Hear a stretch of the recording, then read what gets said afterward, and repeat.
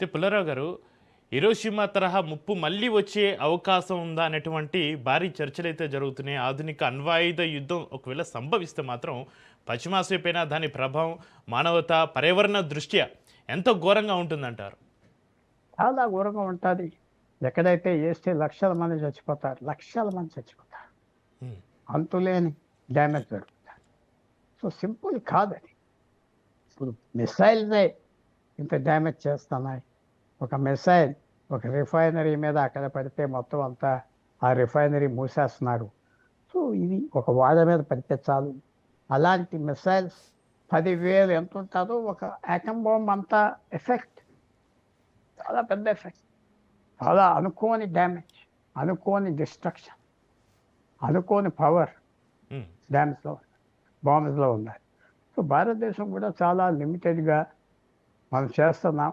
ఎందుకంటే ఇది ఒకే ఒక 2 దేశాలు మనకి ఎనిమిది ఉన్నాయి. ఇప్పుడు 3వ దేశం 4వ దేశం కూడా కలిసారు. వాళ్ళు ఎంత వరకు మనకు వ్యతిరేకంగా ఉంటారో మనం చెప్పలేం.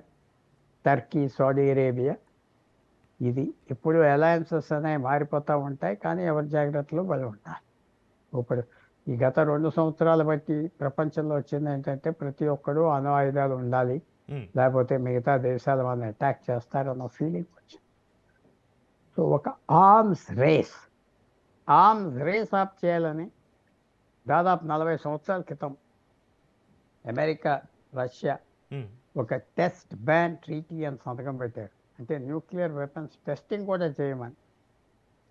అది మొన్న సంవత్సరం క్రితం ల్యాప్స్ అయిపోయి టెస్టింగ్ 40 సంవత్సరాలు ఈ టెస్టులు కూడా చేయమని న్యూక్లియర్ వెపన్స్ అని ఒక ట్రీటీ ఉండే, అది పోయింది.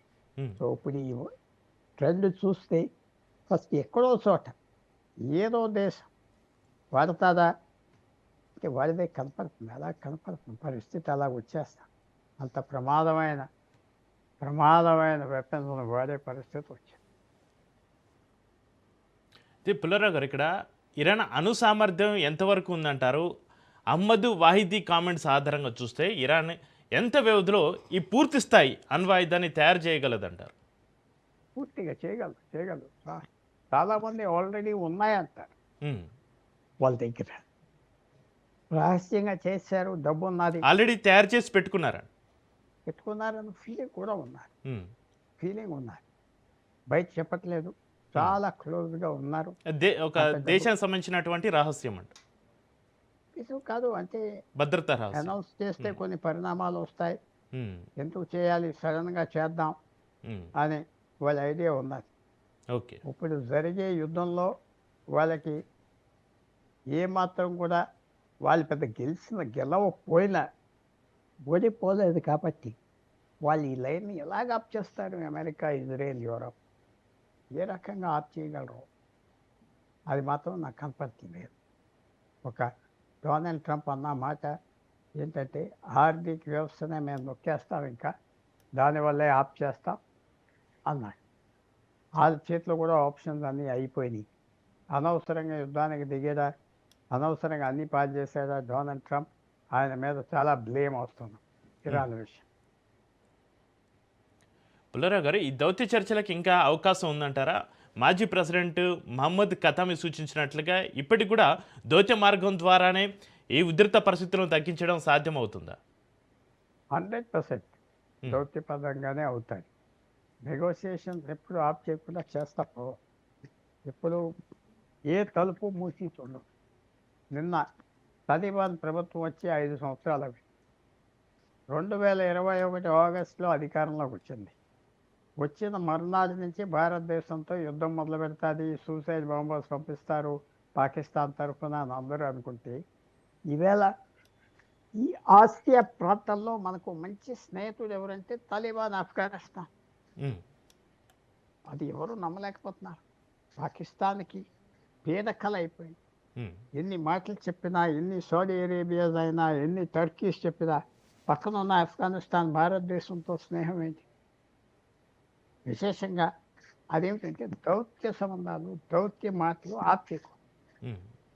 మాట్లాడుతూ ఉంటారు. ఈవేళ మనం చూస్తున్నాం బంగ్లాదేశ్ ప్రైమ్ మినిస్టర్ భారతదేశం రావడానికి ఎన్నో షరతులు పెట్టారు. హ్మ్. ఆల్రెడీ ఆయన మలేషియా వెళ్ళాడు, ఆల్రెడీ చైనా వెళ్ళాడు. నార్మల్గా ఫస్ట్ దేశం భారతదేశానికి వస్తారు మర్యాదపూర్వక.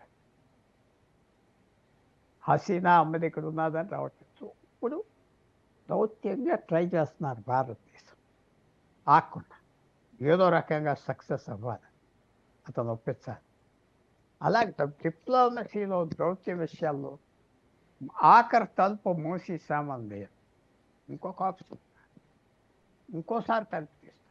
ఉమ్, మీకు 10 అడిగారు, నేను 3 ఇస్తాను, చాలు అన్నారు, 4 ఇస్తాను, చాలంటే 4 ప్లస్ ఇంకో వస్తువు ఇస్తాను. అది డిప్లొమసీలో ఉన్న గొప్పతనం. డిప్లొమసీ హ్యాస్ ఎండ్లెస్ ఆప్షన్స్ అంట. ఆప్షన్స్కి అంతు లేకుండా జరుగుతాయి. ఏదో ఏదో ఒక్కడో చోట అగ్రిమెంట్కి రావచ్చు. తప్పకుండా ఇరాన్ అమెరికా అగ్రిమెంట్కి రావాలి.